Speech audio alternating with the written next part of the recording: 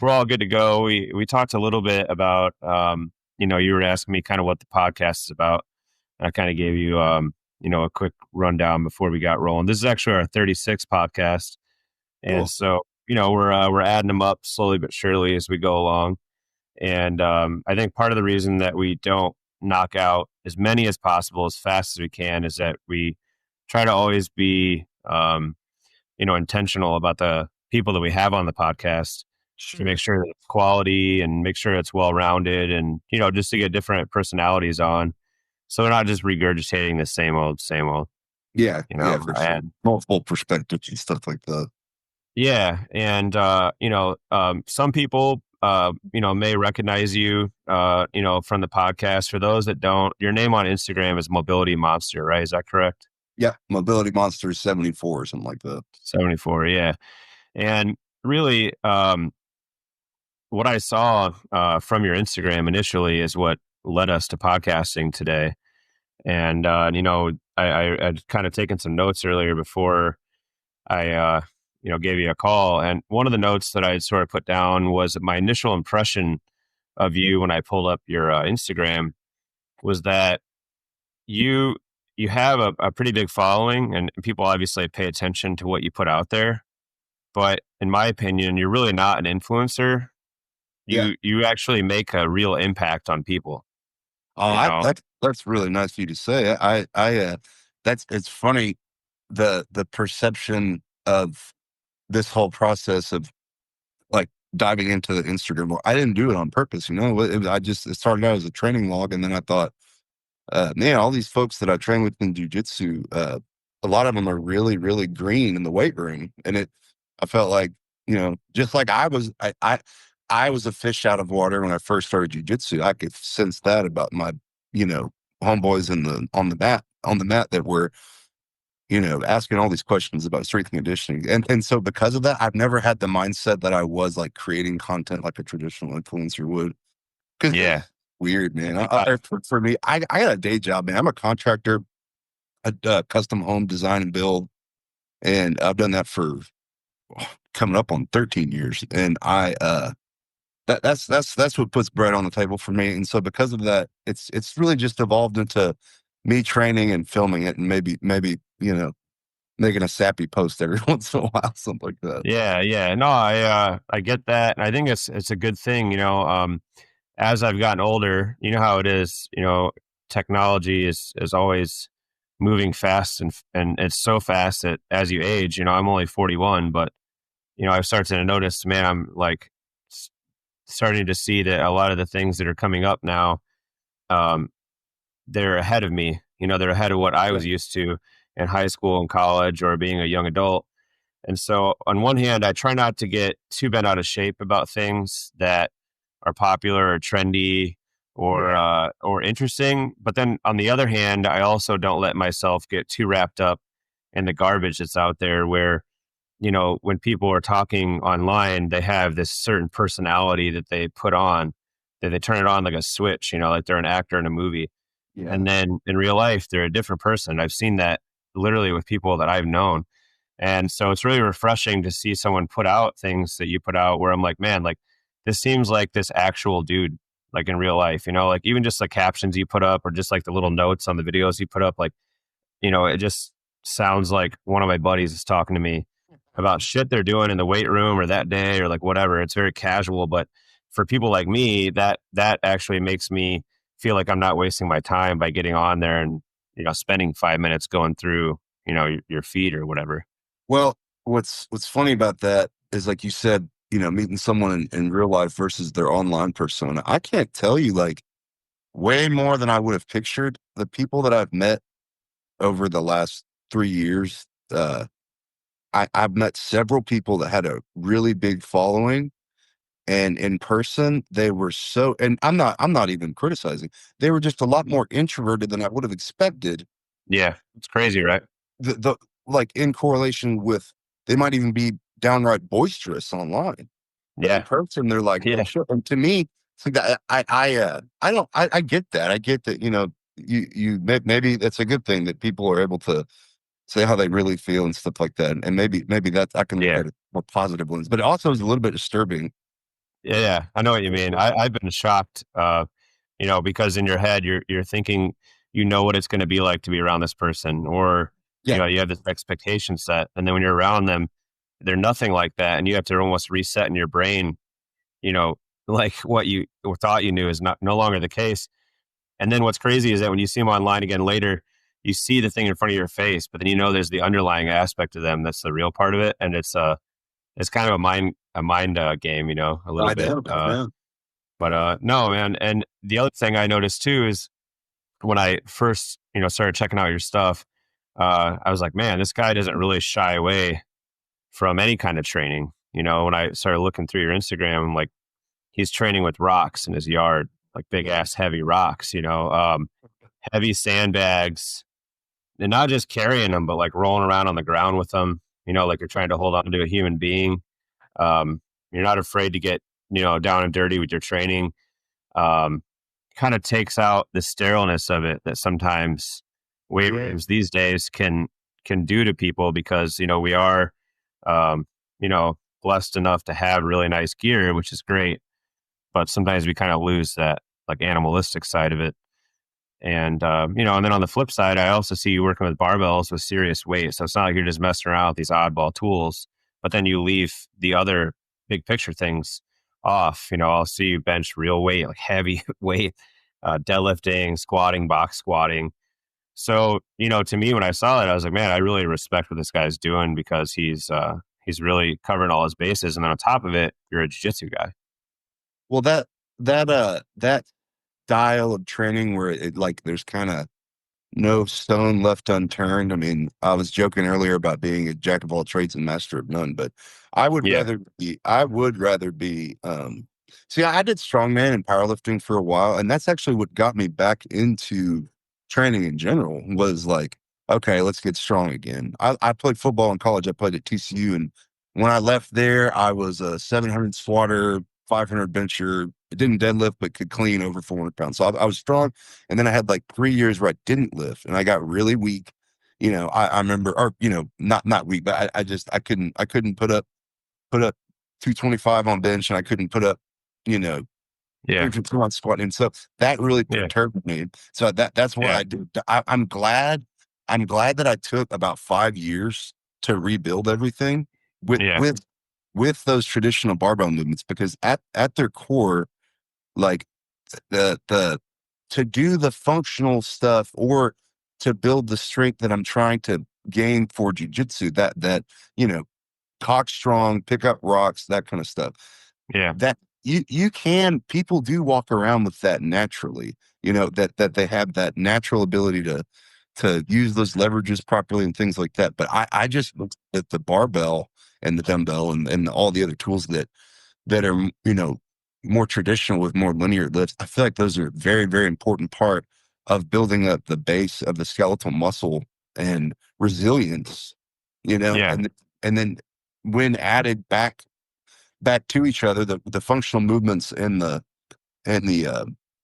more linear barbell stuff, I feel like it's just a winning combination. And I jujitsu forced me to evaluate how much volume and how much intensity I was using in my training. Yeah. Of course. But so almost every session now is like for the past maybe two years, year and a half, 2 years has been two heavy main compound movements of some kind. Uh, maybe not even true like main compound. Like I do two heavy things, right? And Yeah. with more normal rest cycles. And then I tend to turn the rest of the session into basically a wad, I guess, if you will. Yeah. It's like that format, like a hit training format, but the uh the exercises are picked based upon the same mindset that you would use to pick your accessory lifts with like a powerlifting program. So Yeah.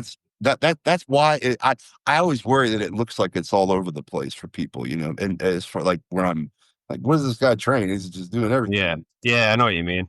I But think, yeah. Yeah. I think on one hand, I think people, do see that it varies, from just a total outsider, it definitely looks like it varies, but then you can tell that there's some methodology there too. You can tell that, anyone who watches someone hit a heavy bench like that knows that you can't just randomly throw weight on there and then you end up Yeah. with a big bench like that. So I think it looks a lot more dialed in, than you think. Well, Um, I always tell people about bench press is that a good bench press, yeah, to be really good at it, you have to have a lot of strength. But you can be a good bencher and it just be a party trick bench that you figure out your leverages really, really well. Same thing with yeah, depth. I feel like it's just, some I have really good natural leverage for bench press with my proportions and stuff like that. Not yeah, yeah, forever, not yeah, I don't know. yeah, And so I watch I went when I was benching like 405. That was right when my son was born. I was probably 20. Like I benched 500 in college, and then when I got back to the 405 area, yeah, think the mental component of like, oh, I'm doing 4 plates again.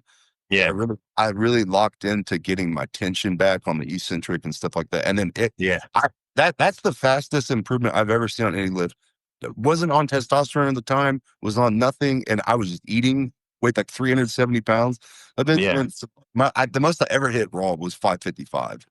And Damn. but if that was all that, I feel like that jump occurred more because of the technique change than the Yeah, yeah, yeah. And so I say all that, I rant about that because when people are so blown away by a particular lift like bench or deadlift, you do have to yeah. remember the proportions at play.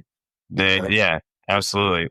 It doesn't mean it's not cool. It just means that Yeah, for sure, yeah, definitely. No, no, you make a good point. And then, so what is your like approximate height and weight? I am 6'5" and 7/8. So I tell people 6'6". Sorry, that's the All right. I'm gonna round it up a little bit. Yeah, you I only have to, man. I actually used to be a little bit like 6'6" and maybe just a skosh over, and then I don't know. I guess I compressed my spine or something. But Yeah, and I weigh like oh I weigh like I vary so much. I don't get on the scale much, but right now I stay between 320 and 330. yeah. That was And gonna be my guess because I was talking to a couple of people about doing this podcast with you today, and I was just describing you. And one of the guys, I actually hit a no-gi class about I don't know 2 hours ago, and I was telling one of my buddies on the way out. He's like, "Oh, what are you doing later?"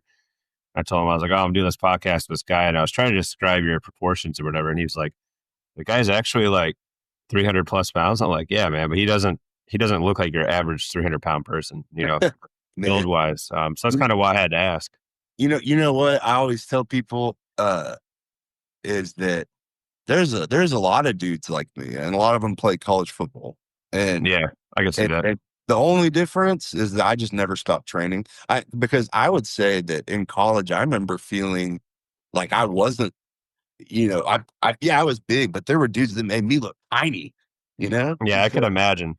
I don't know. It's crazy. Like whenever people say, "Man, you're a big guy," I'm like, you don't know. You've never seen Marcus Cannon, who played for 11 years for the Patriots. One of my good friends. He's like A giant human being. 6'7", 380, like Damn. ran like a 4.95 40 at 308 pounds. Like it is the Wow. scariest thing you've ever seen. It is That's like a bus going 100 miles an hour. like, oh no, seriously. His broad jump was over 10 feet, like at 370, 380 pounds. This is ridiculous. But Dang. ridiculous. I did have a question from something you mentioned earlier when you were talking about when you train. A lot of times you'll hit two main movements, Hmm. and then you'll kind of use your accessories afterwards, like a wad. Um, for the wad that you're doing that day, on average, like how many exercises would that wad be comprised of? 3 to 4. 3 to 4. Okay, gotcha. And done done like a giant set, Yeah, yeah, yeah, very I'm not some days I make it more of a conditioning thing than others, yeah, depending on what I'm doing. Like obviously certain things you choose end up being really, really taxing. I mean, like one of my favorite things lately has been anything overhead. Like yeah, for some reason, when you're trying to settle yourself down and then like, breathe and stuff like that, something yeah, about this, whether it's overhead squat, overhead press, I don't know that I've been carrying my keg over my head and just walking with it. And yeah, yeah, yeah. that gets me gas. But yeah, 3 to 4 exercises. And that portion of the training doesn't take more than 15 minutes, Yeah, and yeah. it's real quick. And oh, and I should say too, it's not always two main compound movements. It's either two main compound movements or one, and then some type of sprint or plyometric or agility or explosiveness, just me, just me moving my body, right? I see what you're saying. But I always really bothered me. It always really bothered me to ever feel like, when you're young and you're playing sports and moving around, you can run, and it's like you feel good when you run. And it bothered me when I'd go times where I didn't do that, and then I like play flag football with a group of dads or something, and I run and Yeah, I'm about to tear my hamstring. I can't do that. I want to yeah. feel fully operational at all times. You know? Yeah, I know what you mean. And Yeah. one thing I've noticed, I mentioned earlier my age. I'm not a super old guy, but I'm not 25 anymore, and there's a difference between 25 and 40, and on up or whatever. And when I was younger, I could hit like my two main movements or one main movement or whatever it is, and then hit accessory. I was never a person that would wait a very long time in between sets. I just didn't really think that I had to wait like 2 minutes or 3 minutes. But the one thing I am noticing as I get older that I need uh, less less individualistic training for my accessories. So I don't need to just do a press down and wait a minute, do another press down and wait a minute. And a big part of that, I think, is uh, metabolic changes. So, when you're younger and you have a really high metabolism, the most random things you do will make you lose weight. Yeah. And I would say I could probably classify myself as probably a hard gainer when I was younger, but I'm not really a hard gainer anymore because I'm a little bit older. My metabolism has slowed down a little bit. So I don't really need to take that much time to do a one accessory. So I like to blend things together, whether it's a pair of two or three things combined. And then on the other hand, I assume, from what I know about you, you've been training for a long time. I've been working out in a gym for about 23 years, I would say roughly, like give or take. And after a while, you just like change a pace. You're just having a different pace, just having a different setting for how you're going to do your accessories makes a huge difference and inspires you to keep training because you're not doing the same thing on the same bodybuilding split you were doing 15 years ago. What over like how long? How much do you weigh now, and how tall? And how long have you been that weight? Right now I'm 220. I'm about 5'11". I always kind of tell people some change too, just because I like to There you be, go. close to 6 feet as I can. But now I'm about 220. I've varied a lot over the years, depending on what powerlifting meet I'm going to do. So there's been times where I've just wanted to see how big I could get. So, Yeah. I've probably been 220, 242. I think one time I was 253. I did a jiu-jitsu competition at one point. I went down to 198 for that. Oh Um, no. I look like a skeleton. I did really well, but I look like a skeleton. I was the smallest person on the podium as a powerlifter. Think about that for a second. Oh man. Uh, but I, right I now I'm 220. I got really skinny one time as an adult. I was like 245, 250. And for me at that time, I Yeah. really lost all that weight too fast, Yeah. Yeah. You can do that sometimes. Like you I, get on a, I lost it too fast. I was working outside a lot. I was blue collared for a while. I I mean, did landscaping growing up and man, during the summertime, it's so man, easy. I'm telling you that's what I've talked about it in my posts before, but like you want a real okay, you want a real workout, go work outside, right? But how come people that do it every day, how come people that do it every day are able to do it every single day? It's because they're Yeah. moving really, really efficiently. And Yep. I think it's the same. If you do jujitsu, you know the word efficiency, right? And Yep. so that the same thing applies in the weight room. Like as time goes on, you change. Think about how much time you spent in the weight room and how your body, let's just take the stimulus of doing a tricep push down, like you said, like the when you've been doing it for 25 years, your like movement patterns and your own neurological connection with what you're doing is so much more efficient than it was when you were 15, Oh yeah. because you're able to mind muscle connection, isolate things better and that kind of stuff. So I think I like what you say, just as far as you don't have to spend as much individual time on the accessories. Also, if you're a powerlifter, and I'm a jujitsu guy, so I'm not. I think too many people talk about the weight room in terms of the way that a bodybuilder would think about it. If you're a Oh yeah, bodybuilder, great, be a bodybuilder. for sure, for And, sure. I've always and hated that. yeah, a powerlifter doesn't need to do 6 different tricep accessories in the same day, and whatever. Yeah, definitely. The specificity goes down, because Yeah, and on that topic too, I've always sort of despised the idea of fearing doing multiple things yeah, in one training day or in one I used to training be that program. person. I used to be that person. Well, for sure. And I was that person, I would say subconsciously, and then I have to say, I think the thing that changed that for me wasn't even myself setting out and trying to be more open minded about my training. I think actually what it did it to me was jujitsu. Okay. And well, so when I first started doing jujitsu, I'd already been not competing in bodybuilding, but I did bodybuilding training in the weight room, very committed, diet wise and also just training wise, and then eventually transitioned into powerlifting. So I had already been competing in powerlifting and lifting for a long time before I started jujitsu. When I started jujitsu, it never crossed my mind that I was going to back off on lifting and lean into Yeah. jujitsu more. And I was brought up, by workaholic parents. So the idea of just not doing things or chilling out or working less hard was never an option.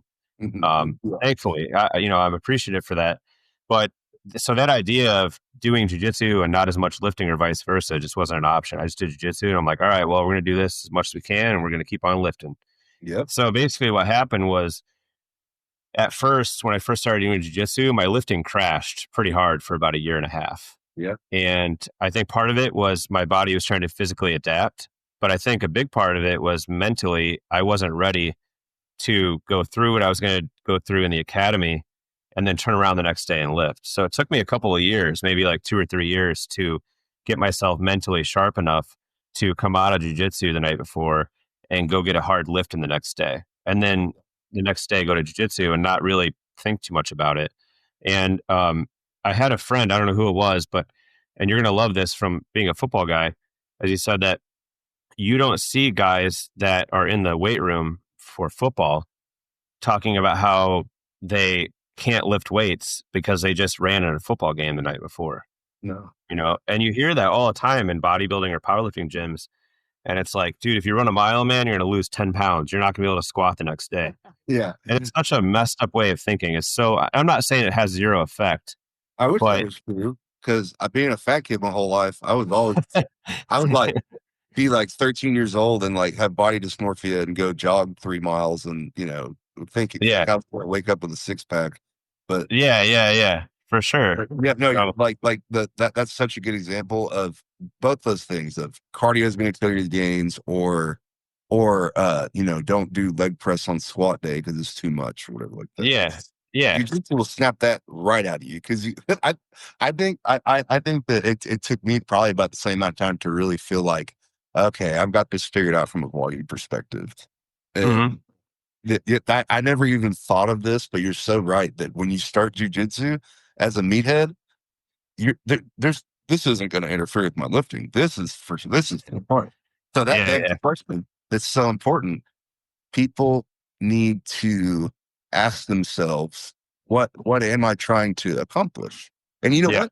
That doesn't mean that you can't jump all over the place. If your goal is to jump all over the place and be good at everything, that's your goal. That's fine. Yeah, Yeah. But you can't take advice, or seek advice uh about something and not truly analyze what you're trying to accomplish. You know what I mean? Like, yeah. where I say everybody wants to look like a sprinter, but they train like a marathon runner. Yeah, yeah, Like, yeah. kind of same Yeah. thing. Yeah. No, and the other thing too is you can't take advice from people that are just going to give you comments about what you're doing, because people are always going to have something to say about it. So, I had friends of mine, they're like, hey man, like, I don't know why you're doing this jujitsu thing. You need to stay in your lane, man. You're a weightlifter. Like, this is not going to work out, and I ironically enough, even if my lifting crashed for a little while and maybe I didn't progress in jiu-jitsu quite as fast as I would have if I had no lifting going on and I was only training jiu-jitsu for 5 days. I still worked my way up in jiu-jitsu to something that was respectable and kept lifting. I still had respectable lifts, So, and then what that ultimately led me to is, like I mentioned earlier, I have a jiu-jitsu academy in my powerlifting gym. Yeah. I run it with a guy. His name's Ed Sarah. Um, really, really good friend of mine, and he's a just a tough, just mean black belt, man. And none of that would have happened if I wasn't willing to be like, hey, man, let's see what's going on with jiu-jitsu. Let's keep lifting. And now there's a academy in the gym, which is very rare. Like that's not Oh a yeah. commonality. No, I at my home gym in Waco, we have this giant CrossFit box space that has all these racks and stuff in it. And Yeah, I'll call him out on the podcast. Lance, we got to get that figured out. We got to do something with it. Like yeah. it's too good. It's just sitting there. And So it's a no, space in the CrossFit box.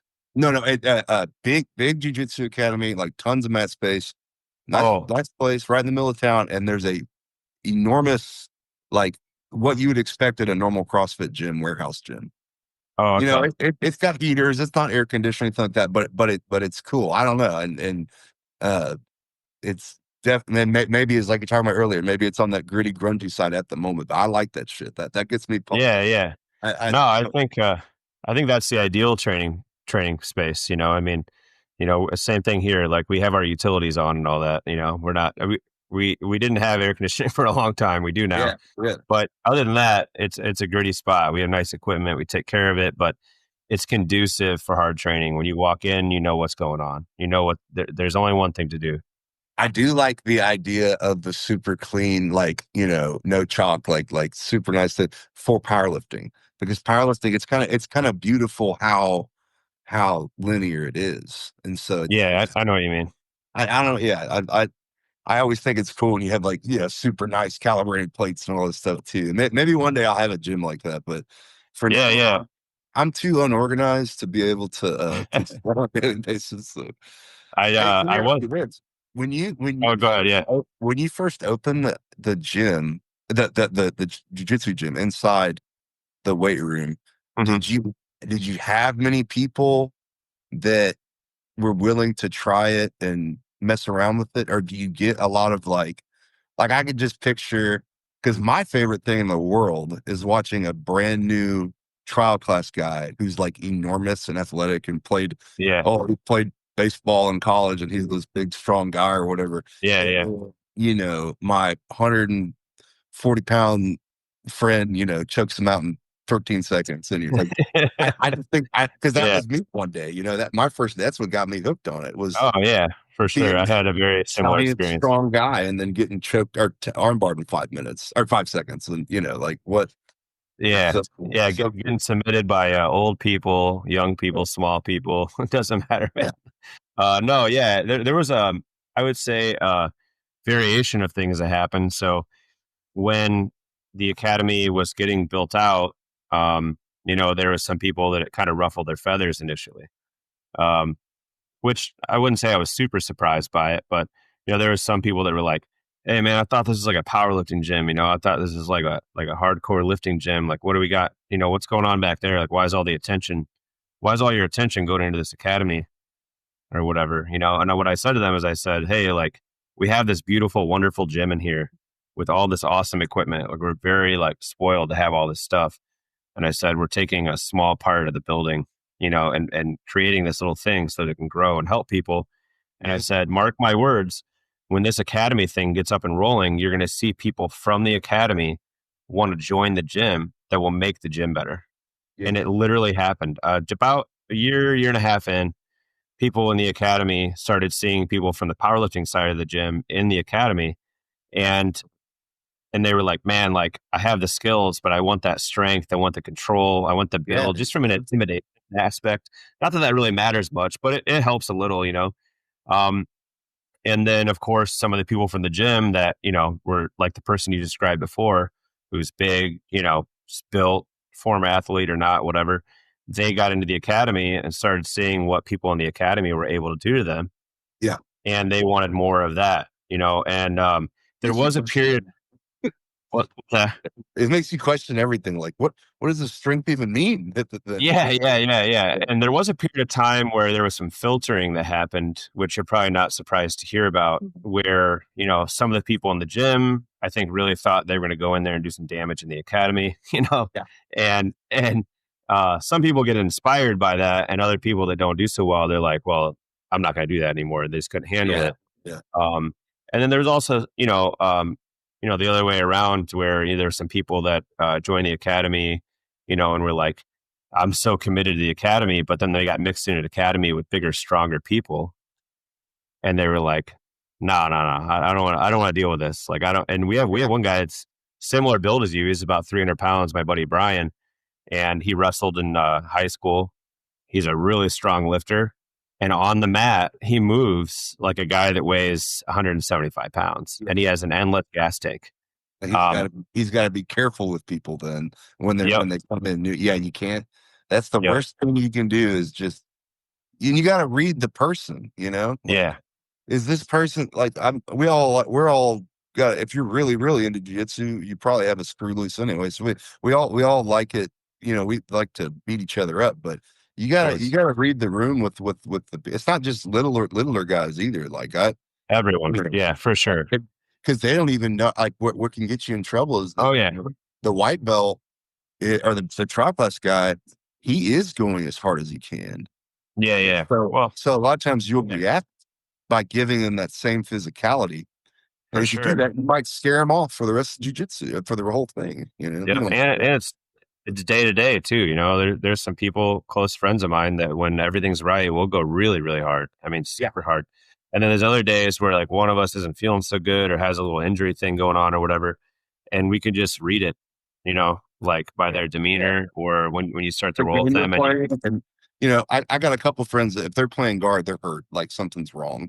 Like and so kind of know, yeah, like they sit back and you're like, are you okay? What's going on? yeah, definitely. I had a random question for you that I wanted to ask. So, because a lot of the stuff that you do is outside or in your garage, and I know it's, you're in Texas. Yeah. So, a lot of times your garage door is open. I'm sure your neighbors like you, but do your neighbors kind of think that you're crazy, or do they like get a kick out of all Oh, the shit you're doing all the time? Because, I'm sure they think I'm crazy, but I'm not lying to you when I say that every single person in my immediate vicinity that lives next to me yeah. is a really, really close friend. Oh, yeah. So, and we got so lucky when we moved here. My son was 4 at the time. He's almost 9. Yeah. When we moved here, it was right when COVID happened, right? So Okay. during COVID, you couldn't go anywhere, right? We're all locked down. And Yeah. so that was when we all we all knew each other before, but we all bonded so much. And so because of that, like That makes sense. they're not surprised. They don't even phase them anymore. It's been going on for 4 years. Yeah. I guess it's nothing new at this point. Actually, come to think of it, if they somehow hear this, the neighbors behind me, I don't think they like me very much. The neighbors, There's the always got to neighbors be at least one. but see, they see too much. They see me taking a piss in the backyard, and they see. I don't blame them, to be honest with you. Yeah. Well, there's always got to be at least one person, and, People um, people tend to the normal. Some people get it. Some people understand the training for that sure. it doesn't have to have a point. I don't have to be. It's for me. A lot of people Yeah. understand that. Yeah. My parents understand that. My wife understands that. Yeah. Neighbors understand that. But the people that it does confuse are the people that are like what why do you care how much you can squat, or why do you Yeah. care if you're a good fighter? And it's like you're not going to get in a fight. It's like, yeah, I know, but it's an internal thing. It's Yeah. a and Yeah. I used to kind of like feel self-conscious about because people just think you're crazy. Like Yeah. and Of course. I live in Waco, Texas, man. It's small. Yeah. Yeah. It's a little big city. It's a big little city, you know. Yeah. But I know what you mean. I Well, it's everybody and everyone. Oh, there's Ty, the neighborhood circus clown in the driveway. But yeah, no, I think it's a good thing though. I think that, within reason, there needs to be someone around us doing some crazy shit, because I feel like, especially as times gone on, and I don't know, I don't want to say everyone's so neutered these days, but people are super like reserved, and I feel like the freedom to kind of act out is really just kind of you know um, kind of holds a lot of people back, and it's a unspoken social pressure. You know what I mean? It's not like anyone's constantly verbally telling you to sort of chill it out, but I feel like it's just a good thing to express yourself and to be a little bit wild. And it's like, I mean, you have to take advantage of the country we live in. Like Yeah. It's you know what I American. mean? Like no shit. I mean, that's to me, it's a huge loss and a waste of time if you're not just figuring out different ways of expressing yourself. Like, I mean, for us, like we're in this gym, right? And the gym has grown over the years and it's gotten to be more successful. And we've gotten, in a lot of ways more professional, like any business should. But there's a lot of days where we'll just like turn on the shittiest shit we could find on the radio. We'll turn the volume up a little too loud. And it's because we can't, Yeah. Yeah. there's no one here to tell us that we can't do that. And it's that kind of stuff that keeps you young. It keeps you happy. It doesn't let things just get so diluted, and so, whatever, let that one neighbor wonder what's going on. I think that's a good thing. Back to the martial arts world. I grew up. My dad was a karate instructor and his black belt, and so I grew up around martial arts. I grew up with a respect for Yeah. the discipline that it takes Yeah. to stick with stuff and Yeah. everything. And I I think that the being unafraid to like be yourself. It sounds cliche, but like to like to get tattoos and listen to music and drive what you want to drive and do what you want to do. Like Yep. martial arts offer, and I think that's one of the reasons it is so powerful for people, is that it is a expression of yourself in a physical format through combat, right? Like, Yeah. and that you get to figure out and utilize your body as a weapon, and that's why they call it martial arts, right? It's because it's your own interpretation and expression of what. Yeah. And and what the reason I say that is that I think that lifting and physical culture in general is all equal and on the same playing field, and because what we're really matters behind all of it, the why, is that you're doing something that keeps you going. You're doing something that takes you for a proverbial walk like a dog. Yeah. Yeah. Because No, I know what I you don't know mean. about you. I don't know about you, but if I don't train, I'm not a very stable person. I mean, just to be No, honest, like I'm a I don't wreck. like it. I'm a wreck. If I don't train, I have some mental health struggles, and Yeah. it's just like everybody else. But as soon as I'm regimented and doing my thing and daydreaming about it and thinking about it, then I'm good. Yeah. When you're training regularly, like in the academy or in the gym, you kind of just get in this mental state where you're locked in. You don't have, I mean, obviously shit's always there kind of waiting for you if you let it, if you let it go too far, it can, but you're so Yeah, locked into your training and that routine that you almost don't have the time or the interest in going down that rabbit hole of the what ifs or the negatives. You're just yeah, kind of thinking about the next day's training or reflecting on what you did in jiu-jitsu that night or your family or your friends, just because I feel like you're more concerned about things that have real value yeah, rather than yeah. these hypotheticals or like, you know, Oh, like whatever. You know, um, yeah. So, and the other thing you mentioned earlier, you're talking about martial arts, and you brought up like the art aspect of it. And, I haven't really thought about that in a long time, I think, just because I get used to just doing it every day and you don't really think about it being that. You just think about going to class and rolling and getting better and not making the same mistakes. But it's kind of interesting because you are expressing yourself in whatever way that you see fit for your body or whatever style you want to have. But then you're also in this very strict context of the martial art, which yeah, they're like you can want to do it in a million different ways, but there's only certain things that work. So yeah, you're using your body, which is super unique, but then only certain things actually work in jiu-jitsu or kickboxing or even like Right. karate, like, you know. So it's cool because you're very regimented and you can't get too weird with it.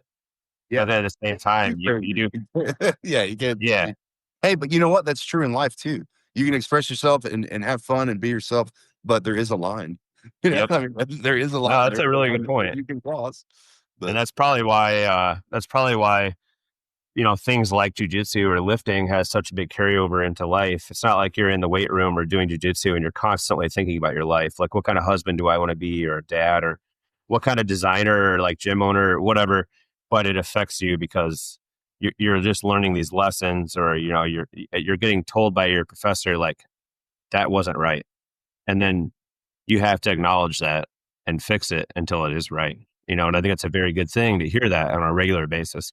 I don't ever want to be one of those people that can't take criticism or can't say oh, sorry. You know what I mean? my biggest fear. It's my biggest fear. And when I was young, I struggled with that. When I was young, I was like, Oh yeah, I would call it sensitive, not in the emotional cry way, but yeah, in the like, you know, I'd fight every battle that I had before me. I would never know when to pick battles, and yeah, I would take criticism as a direct attack on myself as a person. And yeah, yeah, yeah, yeah. On your jujitsu, character.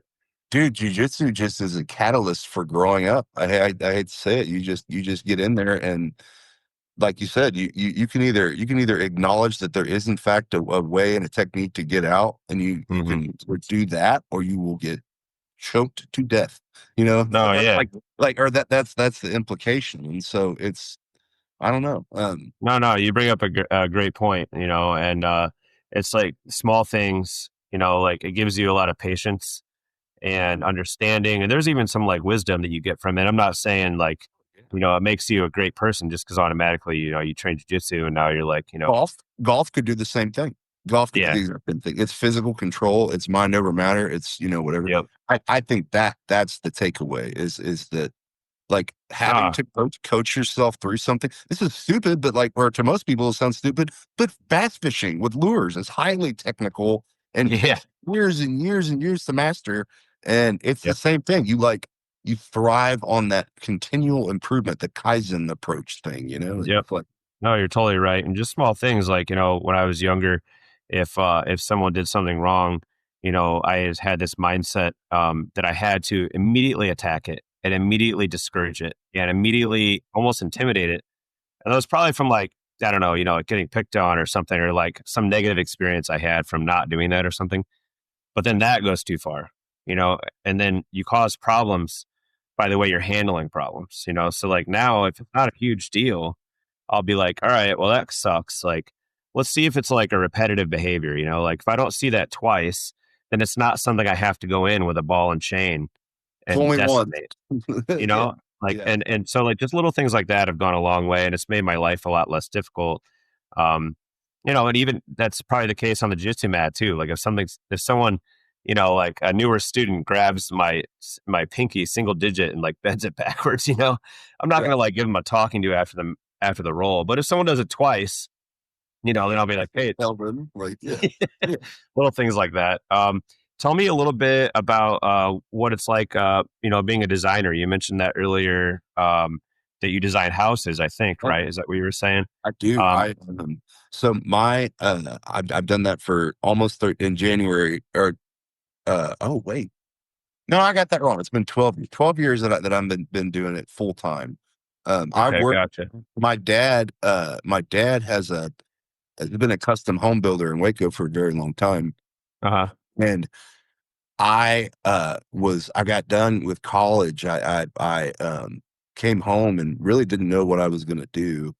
Uh huh. And I had worked various construction jobs over the year. I was definitely not new to it. I mean, I grew Yeah. up around it. And so Yeah. I just read one day, it was actually a conversation about my dad's software. He uses SoftPlan. He's used it for years and years and years. That was the year that they had a 3D rendering component to the software, and he Okay. wanted to figure it out. He's like, "Hey, you're like a gamer, you can figure this out." And I did, and then Yeah. that turned into oh, I like this, oh, I enjoy this. I have the mind for this. I joke about not being organized. I am in a very chaotic way that only works for me, but Yeah. I'm very much so a type B artsy person. I like to I thrive when I just am allowed to make something and to create something, and Yeah. music or whatever. And that's when or martial arts, whatever. So um, Yeah. That checks out. that's when I thrive. And the design part of it, you know, at a certain point, I designed a couple of spec homes, like ones that you build, hoping someone. We normally just do customs. Yeah. And at one point, right when I first started to get my feet wet in actually being a contractor, I designed and built two spec homes, which was an awesome opportunity. Hmm. And then, since then, I've my dad and I operate. It's kind of different. We're horn builders. We operate independently as contractors under the same roof, and my mom runs the books of the business. So Interesting. it's a family affair, man. And you know what? Working with your family for me is really great, and I will not lie. There are some pretty unique struggles to working with your family, Of but I course. I, I couldn't be more blessed. Like, my parents are honestly the coolest freaking people you've ever met. They're Yeah. and we work really well together, and we where I have shortcomings, my dad has strong points, and where he has shortcomings, I have strong points. Yeah. And I deal directly. The way my job works is people. It's basically all word of mouth in Waco because we've done it for a long time. People say, "Hey, we Yeah. want we want to start design build." I start from scratch, and I Yeah. floor plan, just like you would a normal architect, except I design build. So Yeah. Well, and the in other Texas, thing, in Texas, you don't have to have a architectural license to do residences. Now, when we do commercial work, we do have to get stamped by an architect, and oh, I see. we have a third party engineer go through our plans and Yeah. verify. Who essentially QAs all the work just to make sure that Yeah. your Yeah. ideas check out. And, Liability um, wise, you have to. You could be as sure as you want, but you need to get that stuff. yeah, yeah. No, and then the other thing too, I worked, I mentioned it earlier, I did landscaping, but we did all Yeah. kinds of things. I mean, you name it. But I worked for my father's business from the age of 12, where that was more like volunteer work, um, up until the age of 27 when I had finished college. And I worked for him throughout, you know, high school, college, even when I got done with college briefly, while I was working other jobs, things like that. Um, and that was during the period of time where his business was not a full time gig. So that's why I had other jobs while I was working for him. Yeah. Yeah. But eventually his business got to the point where I didn't have to work at other places. And that was kind of in the middle of college. So it was really nice because when I was in college, I could actually work for my dad's business. But you have some flexibility too, as far as being A able little to. bit. Yeah. Yeah. And so it was enough, it helped. And there's just something special about working for a family business because, any good person's obviously going to be invested in their job. You want your job, wherever you're employed at, to do well. But when you're working with your family, the stakes are a little bit higher because it's a family endeavor. Like, Yeah. like everyone wants their family to not only survive, but like do well, prosper, and like enjoy, make your life better, like every year, or whatever. And you just want to see that happen. And so like the drive is just so much different. And even when you do get a little bit successful and things get a little bit easier, that doesn't stop or slow down. Now you have new things that you want to work on, better ways of doing things, and you brought up a good point about like strengths and weaknesses. So when I was growing up, I was, um, you know, able to go to college, and my dad didn't. So there were some thinking processes that I had gotten through studying for courses and being around certain professors and learning how to talk to people a certain way, learning how to use a computer a certain way. And so, I did a lot of computer work and dealing with people in ways that my dad, wasn't as good at. But my dad was just like the workhorse. I mean, my dad outworked me all the way up until, he passed away a couple years ago. He could Oh, outwork me mine doing still does. Mine still does. It's anything. a fucking shame, dude. I can't even like. I mean, And, hey, I work hard too, brother. I get out yeah, there and yeah, swing that sledgehammer, and my dad will on purpose yeah, you feel like you didn't do shit. Yeah. And, the last, 15, 20 years of my dad's life, he was disabled and he's still outworked my ass, Yeah, man. and, Cool. but, you know, I had, a little bit better speaking abilities. I, did a little bit better with computer work and things like that.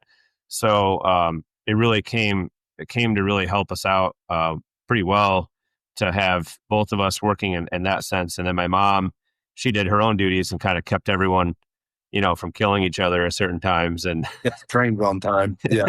Yeah. but that's really awesome that you're in a family business like that. And I did want to ask you, you mentioned that, you kind of were brought in by your dad and he was like, hey, you're a gamer. You could probably figure this out. Yeah. And once you helped him figure it out, you said, oh, like, I really like this. I really enjoy it. Like, what was it, or what is it now that you enjoy about doing that kind of work? Or like, what kind of satisfaction does it give you, doing that kind of stuff day to day? Um, because I imagine that you're spending an immense amount of time, doing things over and over and trial and error. I'm just kind of Oh curious, yeah. like, what's the outcome of that? Like, what? This job, this career has forced me, just like we're talking about with jujitsu, and just like a lot of careers can, forced me to learn some patience. Hmm. It forced me to uh, have that continual improvement mindset. And Yeah, what I love about it is, okay, so and I'll post some stuff here in a little bit. I don't think I've ever posted many of my renderings and stuff like that, but yeah, I mean, dude, we built so much stuff, and I just that's the satisfaction. It's so cool to draw something and then like be in charge of it going up, and yeah, really, and I the devil's in the details. And sometimes for me, the fun part is like okay, we got to figure out this weird trim and flashing scenario, and we gotta make sure that this clearance is here for the roof pitch. But I really enjoy. It's a puzzle. It's a huge puzzle, and yeah, but I will say what the cool thing about, and what, like, if I was going to brag on us for one thing, it's yeah, that it's that we can design things that look good and are aesthetically pleasing and architecturally interesting and things like that. But in the same breath, because we actually are responsible for not only the financial part of it, but the actual execution of the contract and execution of the structure, hmm, because of that, we have a very, very high understanding of the actual realities of construction and what problems each trade will face if certain design decisions are made. uh, I have people that bring me plans and they paid $100,000 for a, you know, $2 million house, like just yeah, ridiculous art that came out of Dallas and I'm like, hey, that's great, but I hope you know I don't have any way to bring HVAC into this room without an exposed duct. And, yeah, yeah, or I'm going to tell you something, your roof plan and your elevations do not match up at all. Like yeah, you didn't, you need to go speak to this person and yeah, get it changed because it's not right. yeah, And that comes from, that comes from, that comes from the experience in the field, yeah, and so I enjoy that part. I enjoy that puzzle that it is. And yeah, well, yeah, I mean, even the money part is as far as how you go about the financial part of dealing with the draws and the bids yeah, and stuff like that. It can be kind of cool because you, if everything works out properly, it's yeah, this seamless. It never does, because it's fun to yeah, struggle, but it's sad. It's very satisfying work. You get to see things go up, and that's yeah, neat, really neat. yeah. Well, and the puzzle too, initially I was thinking just from like an architectural standpoint, what works with the land you have and what works with the space Oh you yeah, have and the kind of rooms these people need or whatever. But there's also the puzzle of the financial side of it, like the budget you have. And yeah, then you don't want your plumber at some point to tell you that your plans don't work with the plumbing or the HVAC, like you mentioned. And then you also have the person that you're building this place for, you have their own satisfaction that you have to tie into your plans. So there's a lot of moving parts. I can see that that's being pretty fun. I didn't even mention that part because that part, the client part of it. But picture this: I am like a wedding planner. I have probably some very wealthy lady. 90% of the time, I deal with the wife Hmm. for a long period of time. For Hmm. sometimes, depending on their ability to make decisions, sometimes for an entire year in the design phase. Yeah, I could And imagine. then normally under a year. I mean, I don't think I've ever built a house that took more than a year. And Yeah. it uh it's so you it is very intimate, like you into people's lives too. Yeah, I could see that. Like, you're with them, you end up being with them all every day, and you end up talking on the phone every day, and you end Yeah. up become friend. You can't help but become friends with them, and or Yeah. at least empathize with them a little bit or whatever. And Yeah. it's so cool what that's taught me too about my own dealings with people. And like you said, the like how college and going out and learning those life and people skills. Yep. Um, I think that's really what's important in regards to people's professional life. If you know how to Yeah. talk to people and you know how to read the room, that's probably one of the most crucial skills you can have as a person. Yeah. And I Yeah. mean, seriously, I mean, Yeah. if you and man, I had phases of extreme social awkwardness in my life, and I look back and I'm like, what was I worried about? I mean, real Yeah. awkward, like, oh, and Yeah. um, and No, I know man, what you mean. I can't believe I'm forced to be in this position where I'm like, you know, Yeah. the interior decorator guy, or like, okay, like Yeah. I guess this is me. But No, no, I feel you. I think it's kind of funny when you mentioned that whole thing about like, social, interactions and kind of yeah, awkwardness or whatever. And I think like I had a lot of those similar things I would say growing up. And I think a lot of it stems down to just like, you're worried about what your perception is of yourself to other yeah, people. yeah. Like, what is this And it- person going to think of me? Then you make up this weird shit in your head about certain people you meet. They need this idea of you, or they need this version of you for them, right? yeah, And in reality, they don't. Like everyone's going to figure it out within reason. Like obviously, you can shape yourself a little bit for each person just to make things a little bit easier, on both parties. But in reality, man, like no one needs any version of you other than just like who you are, man. Like however your parents brought you up and like however you were as like a little kid and like whatever personality you have when you're like 10, 15 or whatever. Like honestly, the biggest lesson I learned between like 35 and 40 was probably to lean into that as much as I can, but also protect it too. There's certain people that I can't give that to, yeah. unfortunately, that's just the way it is. But the large majority of people, I just try to give them like, when I was a kid, my nickname was Scotty because my grandpa was a truck driver and he had the same name as me. And on the CB radio, it was easier for people to call him Scotty because that was his last name. Right. Oh, cool. So they called me that when I was a little kid, and then when I went to college, no one knew who I was. So I just went off of what my ID was. And then no one called me that anymore after college. Right. Oh man, that's kind of sad.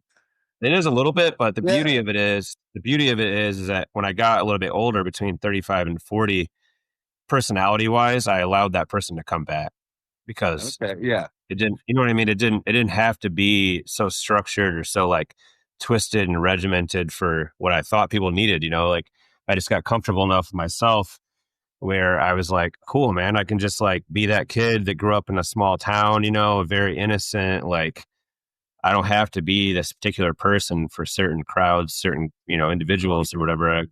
And it's cool as shit, man. It makes my life so much better. It makes me so much happier, Yeah. and, I tell my son this all the time, and probably be telling this to my daughter pretty soon. She's getting older and older, and all that happens fast. I always tell him, if you have to alter yourself, or you have to try to emulate something different than what you just are naturally, yeah, or a person, then that person wasn't worth the time of day anyway.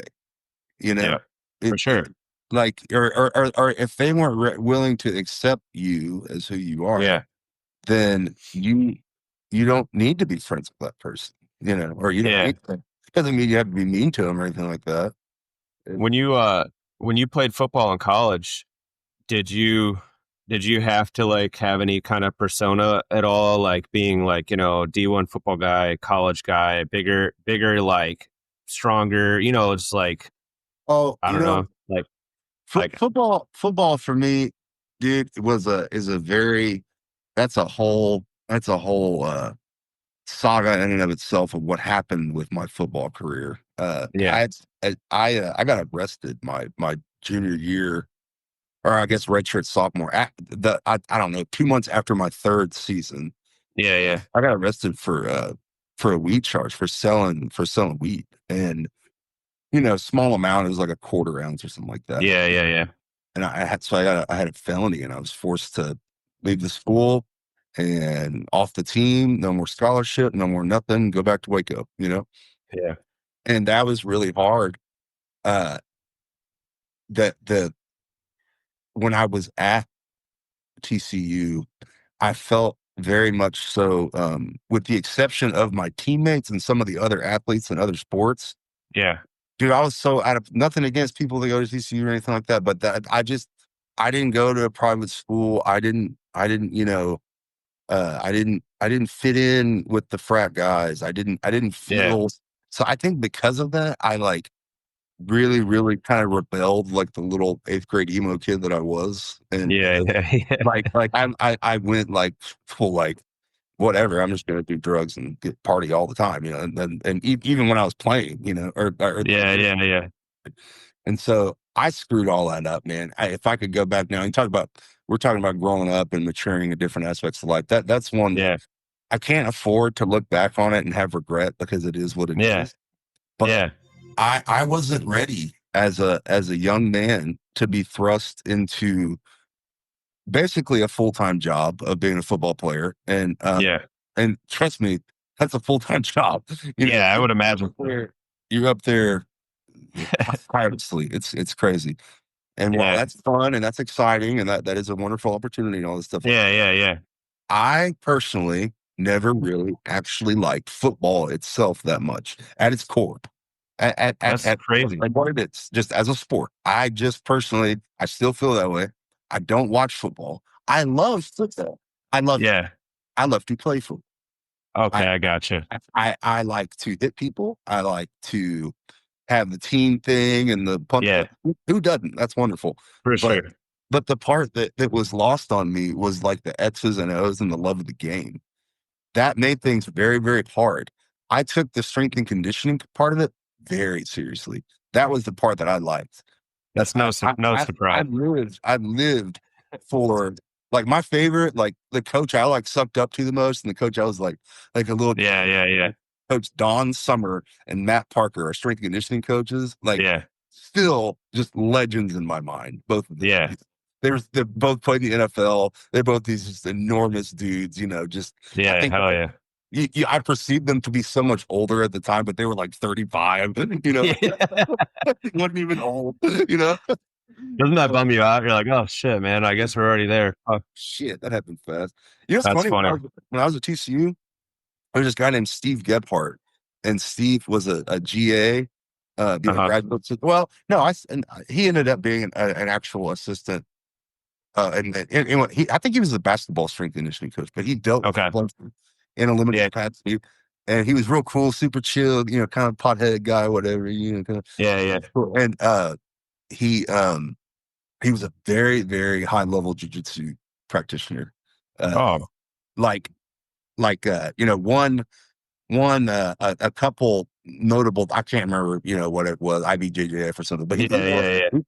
Yeah. he was a little guy. He was probably 150, he Yeah. was Yeah. a little firecracker. And For so sure. the head strength conditioning coach, who was my size and all the lineman size, Don Yeah. Summer, he's 6'6", 330 pounds, like just this giant guy. Yeah. And Yeah. he's like, I bet you can't fucking take Steve down right now. None of you pussies can take him down. And we'd be like, are you serious, coach? And then before Yeah. you know it, Steve would have him knee barred, and he's like, oh Yeah. no. It's so cool. So That he made me feel like a fool. That was my first experience with jiu-jitsu. that's what I was gonna say is Yeah. I bet you It's that like did a lot more to you than you realize at the moment. You know what that I mean? that Long that term. that that instance, that me, okay, let's goof around and wrestle on the turf. Yep. That is probably why I was receptive to trying jujitsu later on. Yeah. Super similar experience. And I was actually just thinking about it yesterday. There's this guy and I'll have to remember his name. Unfortunately, I can't, but there's this guy who lives in Brazil and he runs this metal like black metal magazine, Yeah. um, about weightlifting and jujitsu. And actually, you know what I should do is I should have that guy reach out to you. But Oh he yeah, sent dude. me That's exciting. Send me that. That sounds cool. he sent me an email about 2 years ago when I was in Vietnam with my wife, and for whatever reason, I just didn't remember to fill it out. I think it's because I was traveling, and um, then the gym. You know, we were. I'll tell you a lot later. I'll give you the full story, but the location we're in now, we had half the building, and then 2020 we had the opportunity to take over the other side of the building, and we did the demo ourselves. We did the majority, 95% of the build out ourselves. So we spent about 3 years building out this other side of the gym where the academy is now, Yeah. um, while also working, while also lifting, while also doing jujitsu. And that's kind of why it took so long, is because we didn't stop doing anything. Yeah. Yeah. Um, but in that time period, there was a lot of things that just fell off the wayside, and I just didn't do them. I forgot about them, and that interview was one of them. So yesterday, I was in my email and I was just searching for a newsletter from a client of mine, and I saw that guy's email pop up from 2023, Yeah.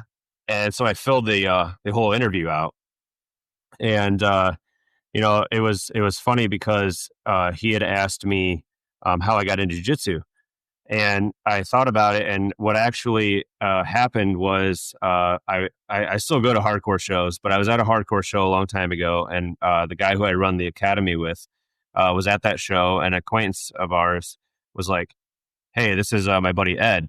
And so Ed was like, "Hey, you guys lift weights. You should come out to the academy. I bet you guys would do really good because you're like in shape, you know, and you're like muscular and shit." I don't know if he was like trolling us at the time or if he really thought we would do good.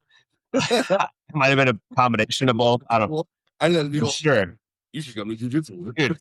And I was like, yeah. And in my head, I was like, man, we'll go out there and like show these guys what's up. You know, I'm pretty built, like whatever. And like, so I ended up doing Muay Thai and striking because I went out there and realized immediately that I was just like a naked baby with no life experience in that room, you know? Yeah. Yeah. And so I did Thai boxing for a while, and the regular instructor was gone one night. He had a substitute, and the substitute was an MMA guy.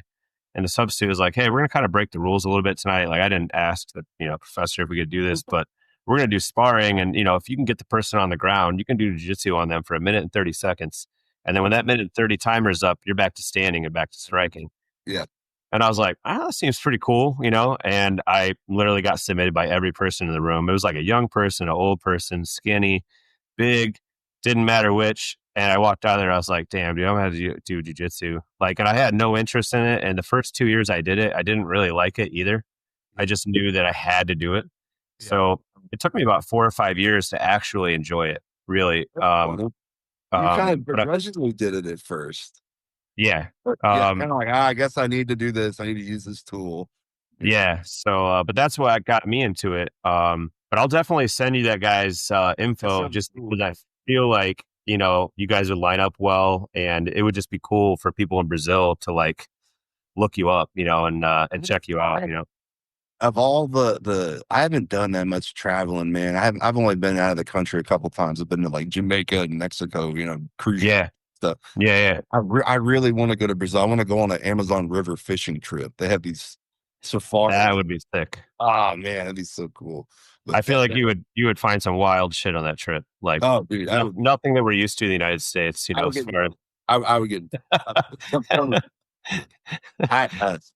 yeah, like that'd be that cool. that the feeling of going, oh my gosh, this whole time, even though I was this big badass D1 football player, Yeah. this whole time, it really didn't matter that much. No, man. Okay, you know what? That's not true. It does matter in a huge way if people are untrained. If both people are untrained, the big strong guys will win. That's what happens. Of course, yeah. But if the small guy is trained and the big guy is not, it's worthless. Mm-hmm. Yeah. And same goes for I think about this every day. I can't ever. You're talking about MMA rounds and stuff like that.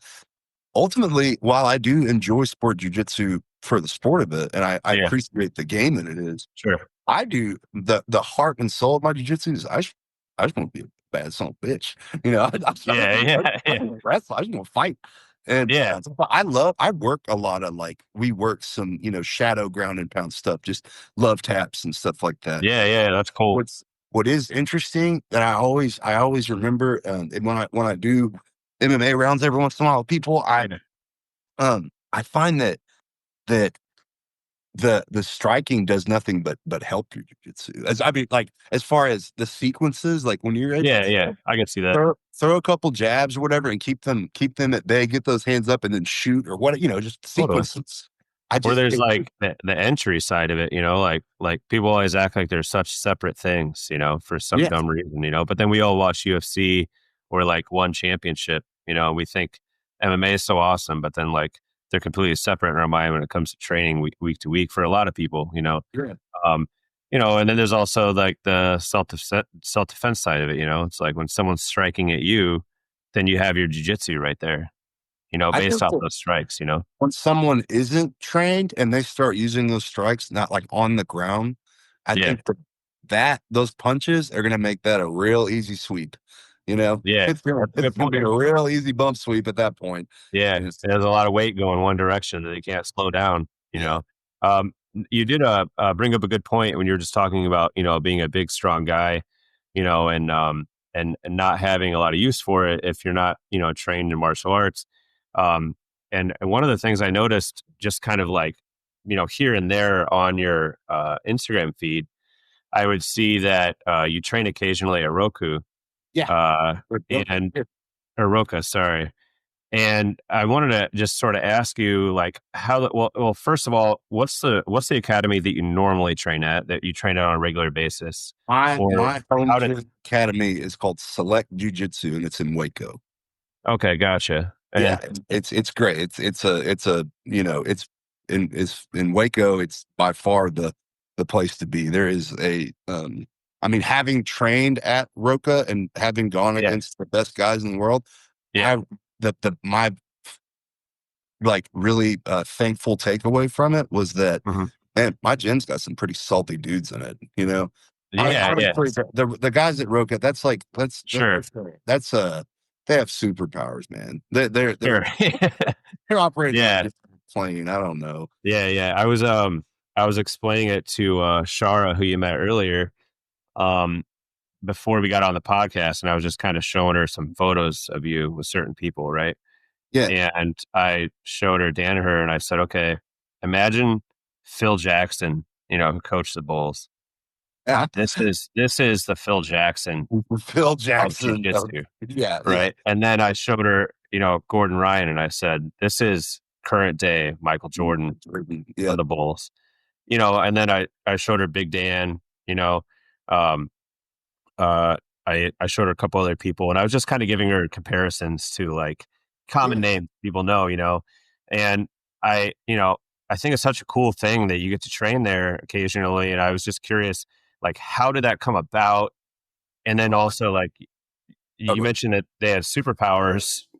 Like, I just wanted to ask you kind of what your experience is Yeah. training there with those kind of people, and then what you've figured out from it, other than just like these guys are incredible. Like, what is there any specifics that you figured out from training with those kind of people? Oh yeah, man. I training down there is like a crash course. Like as far as building skill, when I am able, I'm real lucky with that whole deal. As I happen to reach out to Big Dan because he's so big. Of like, hey, it had nothing to do with Dan Hurry. I just like, Sure. hey, you're like one of the dudes and you're huge. Like I'm in Waco Yeah, and I struggle to find big training partners. for sure. Would you like to spar? And Dan messaged me Yeah, back right then, said, come tomorrow and we'll see what's up. that's sick. And what he was looking for in that meeting, and I Hmm. knew this, was to make sure that I was a conscientious and good training partner, Yeah, because there's a lot of big strong people out there. There's not a lot of big strong people that can of have course.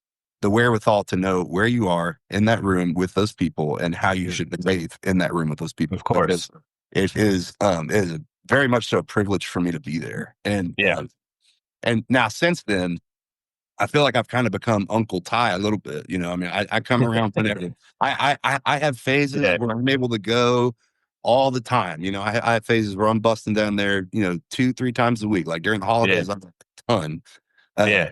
and then I have phases where I'm not able to go. I mean, I got my day job and I have 2 kids, Yeah. a wife.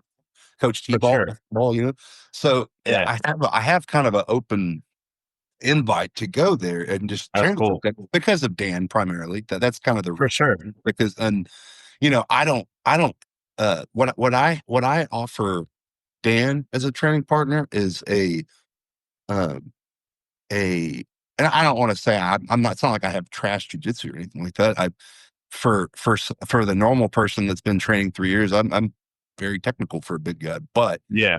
you got to like for I'm not going to give Dan a run for his money with my jujitsu. We all know that, right? Sure. Sure. But Yeah. where I do give Dan a run for his money is physicality, and so Yeah. he needs that body to be For in there sure. that can handle standing up with him and throwing each other on the ground, and Yep. let him use that full pressure. When you're as big and strong as he is, and the kind of pressure he can put out, Yep. he'll he'll I mean, he kills somebody. Somebody Oh, popped for it. sure. I mean, it's so he has to kind of dial it back all the time, and I Yeah. can sympathize with that. And so I Yep. that he's my favorite person to train with, hands down, bar none. I've never Appreciate it. submitted Dan. I've never submitted Dan. I've never really even come close to submitting Dan, Yeah. but Yeah. Yeah. I have definitely taken him down a bunch of times, Yeah. and to me, that's a win. Oh, and yeah. then For and sure. then I'll take him down only for him to regard and then smother tap me in the next 10 seconds. Yeah. Yeah. And some other, I and do some I other do way. okay. I do okay against those guys. I don't I I I am able to implement good defense. I'm not able to implement much offense because I know what you mean. it's so fast paced. Yeah. It's so much. There's 10 steps ahead. But Yeah, and I can also imagine, from what I just know about you from talking to you for an hour or so, is that you also seem conscientious enough to where you can be like, okay, let's push the physicality a little bit. Let's gain what we can gain from each other as far as being two bigger humans, mhm. right? Let me gain the experience from being with a world renowned jiu-jitsu player, and let this guy gain things from me from being a bigger guy who has the strength, who has the speed, and is pretty technical, more than the average person, who's been training as long as you have.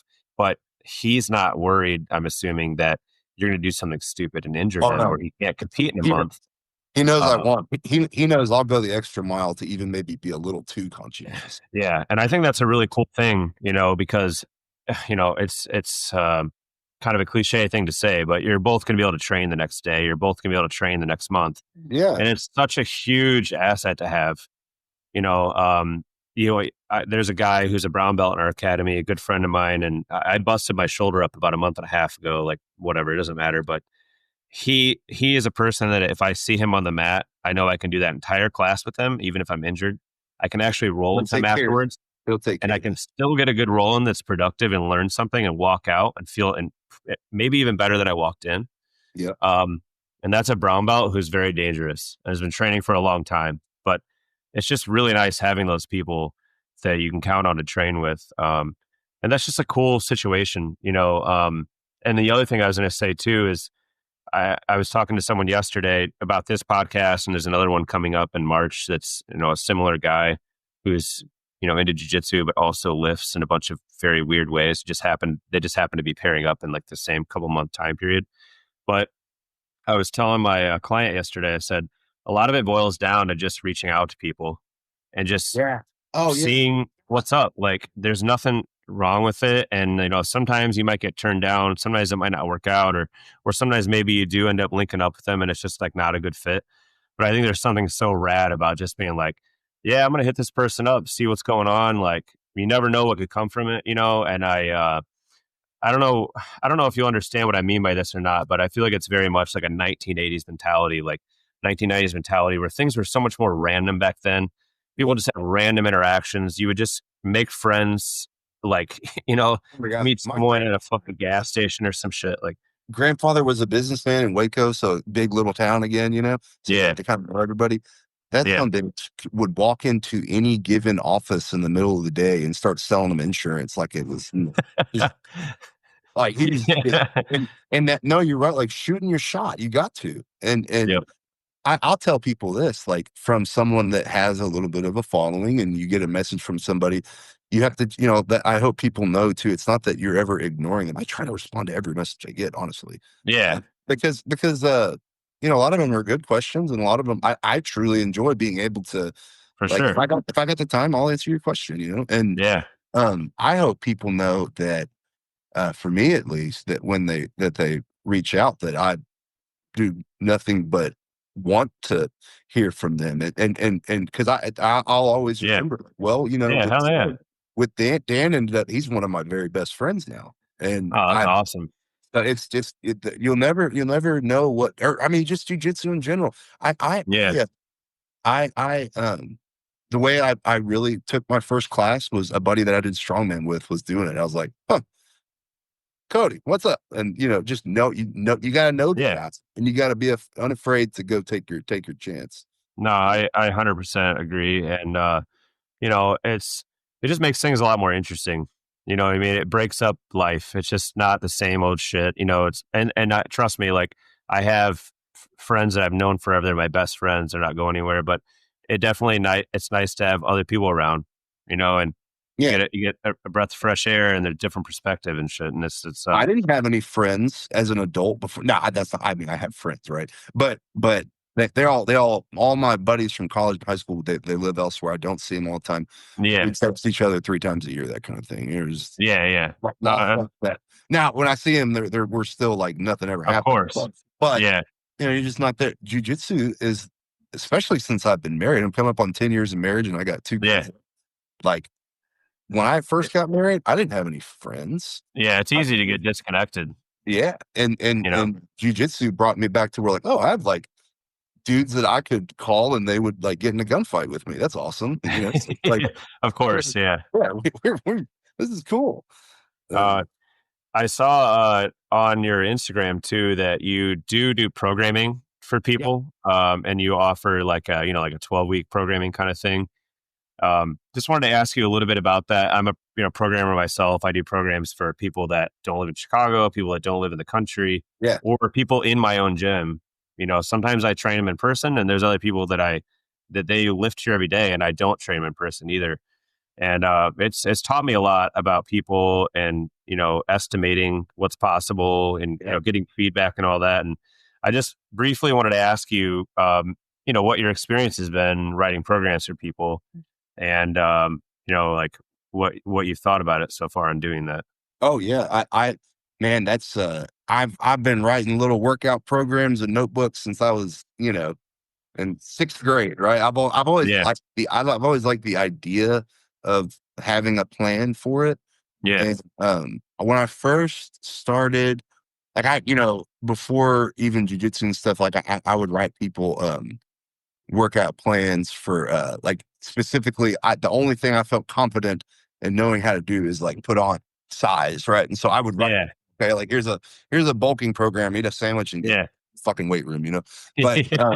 But then yeah, that turned into, okay, I'm gonna really actually be diligent in my own programming, and so that, yeah, I took it more seriously, and I had for a very long time, for probably a year and a half, I was balls to the wall online coaching, and some of it all while doing the house thing too. So it's like yeah, yeah. it got to be a lot, and Oh yeah, I really enjoyed it, and I didn't feel like I was able to give the people as much attention as I would like to have. I think it's an they were all intense happy. amount of hours. They were all happy with it, but I like, I'm a worrier, and Sure.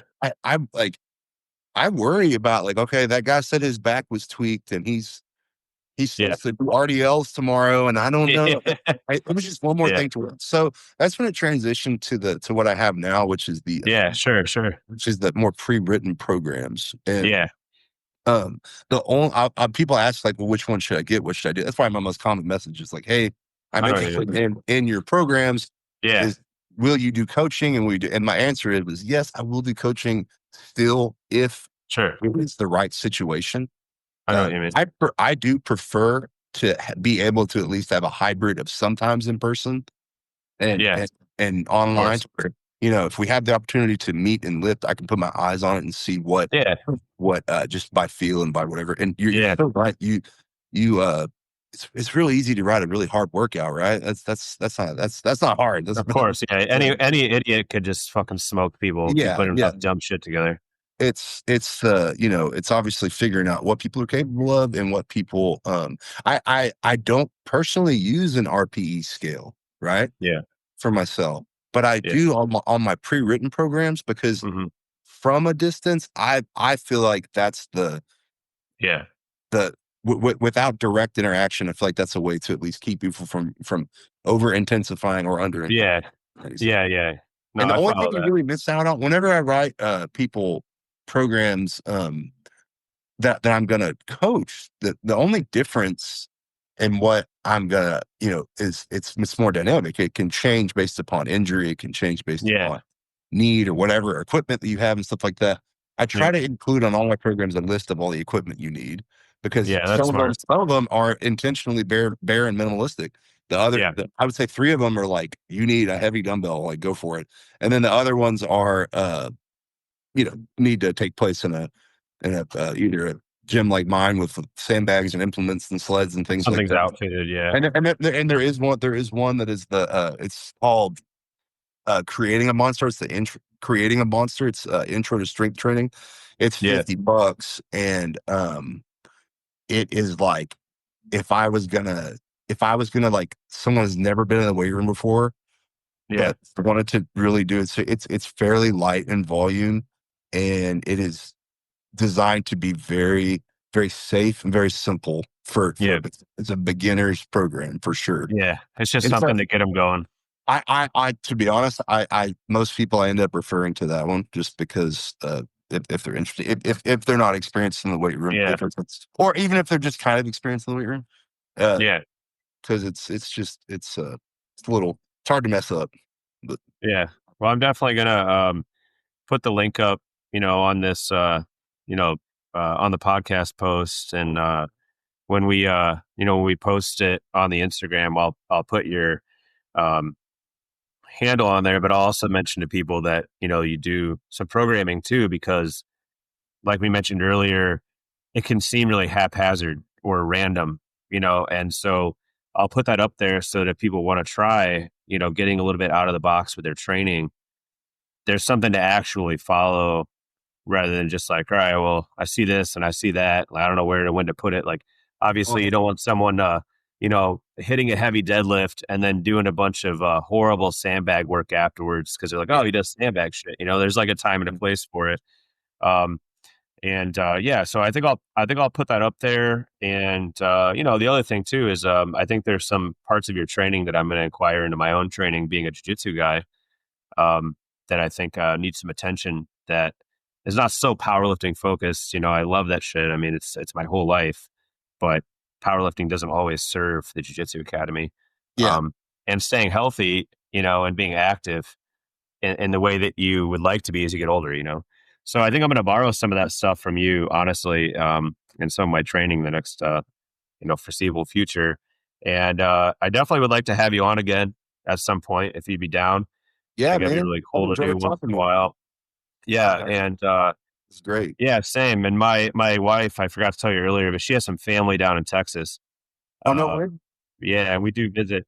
They're in Dallas. They're like in a suburb of Dallas. Yeah, Um, but we do visit occasionally. So at some point, I'll probably try to come down with you, maybe go to your academy or something like that, and get some training in.